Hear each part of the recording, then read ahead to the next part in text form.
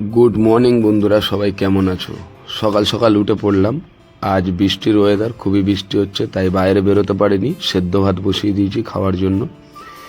এপারে প্রোগ্রামে গিয়েছিলাম আগের দিন, সেই ড্রেসগুলো ঘামে ভিজে যাওয়ার জন্য সেগুলোকে আবার রোদে দিলাম, মানে হাওয়াতে দিলাম। দিয়ে এদিক ওদিক কাজবার সারতে সারতে মোটামুটি বেলা হয়ে গেল। সকালে ঘুমিয়ে পড়েছিলাম, হঠাৎ করে জানালা খুলে জানলার দিকে চোখ দিতেই দেখলাম পুরো পুকুরে জল পুরো মুখোমুখি হয়ে গেছে ভরে। যাই হোক, দুপুরে খেতে বসলাম। দুপুরের মেনু ছিল কুমড়ো আলু সেদ্ধ, আর এপারে ভেন্ডি আলু ভাজা আর রুই মাছ ভাজা।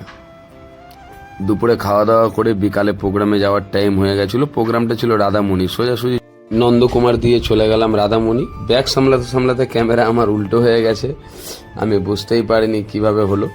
যাই হোক, তারপরে হাঁটতে হাঁটতে গাড়িটা, মানে আমাদের যে প্রোগ্রামে রিসিভ করার গাড়ি, সেটা কোন দিকে রয়েছে সেদিকেই হাঁটলাম। আমাকে বলে দিয়েছিল এমন জায়গায় রয়েছে।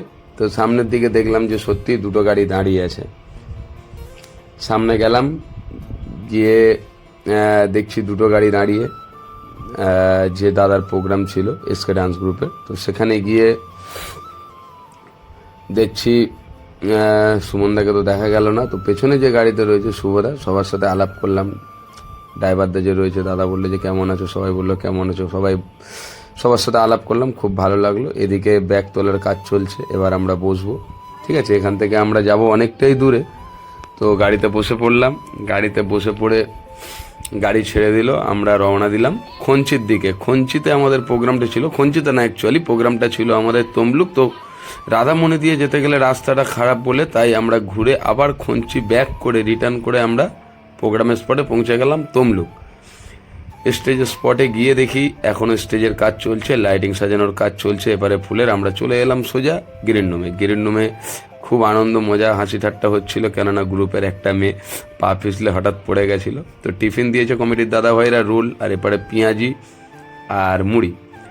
তো আমি একটা তুলে নিলাম, খুব খিদে পেয়েছিল, নিয়ে সোজা নিজের চেয়ারে গিয়ে বসে পড়লাম খাওয়ার জন্য, যে একটু খেলে শরীরে একটু বল পাবো, ডান্সটা ভালো হবে। তো এপারে সবাই মেকআপ করছে বন্ধুরা, তোমরা দেখতেই পাচ্ছ। তো মেকআপ এদিকে চলছে। এপারে লাইটিংয়ের জন্য একটু কমিটির দাদা ভাইরা বলছিল যে অনেক লেট হয়ে গেছে, লাইটিং এখনও টাঙাওনি কেন, আমাদের প্রোগ্রাম শুরু করানোর কথা, তোমরা এখনও লাইটিং টাঙাতে পারোনি, প্রোগ্রাম আমরা কখন শুরু করবো, এই নিয়ে হালকা ঝামেলা ঝক্কর চলতে চলতে আমাদের অবশেষে প্রোগ্রাম শুরু হয়ে গেল।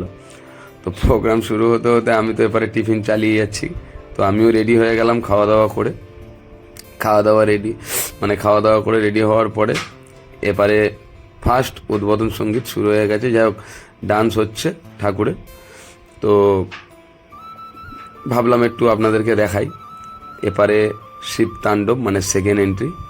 ঠিক আছে, শুভদা ও এপারে চুল টুল পড়া শুরু করে দিয়েছে, মানে সেকেন্ড এন্ট্রিতে উঠবে। অ্যাঙ্কার দাদাভাই ওনাকে সাজিয়ে হেল্প করছে, কেননা লেট হয়ে গেছিলো আমাদের, না মানে লাইটম্যানদের। তাই আমরাও তাড়াহুড়ো করে শুরু করে দিচ্ছি প্রোগ্রাম।